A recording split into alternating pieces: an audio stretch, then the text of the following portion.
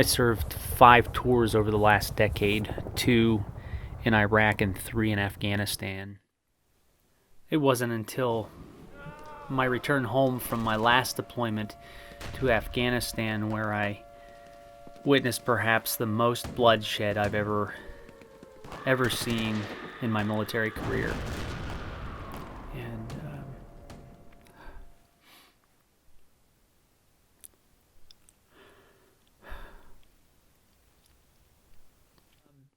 And I remember looking into my wife's eyes for the very first time.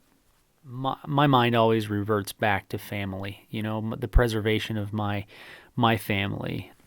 For me, those things were bearing down, and I thought about it over and over, and I came home with the intent of becoming reacclimated to life and just getting back into the swing of things like a normal guy, thinking that I could do everything that I needed to and maintain a level head and peace.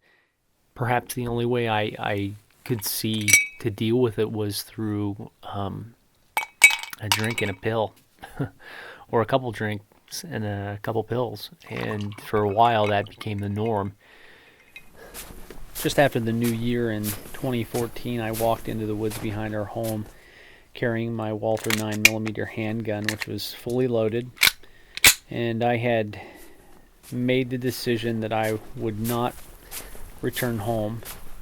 I knelt beside a tree where I normally sit for hunting season and closed my eyes. I raised the gun and placed the barrel right up against my temple, and I pulled the trigger.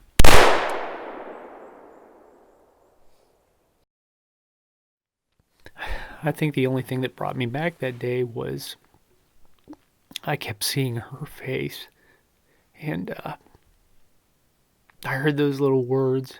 Daddy, I love you, Daddy. I'm pretty sure that's the only thing that brought me out of the woods that day.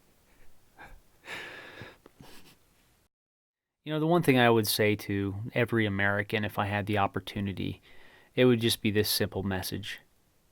Don't forget us. Just don't forget us.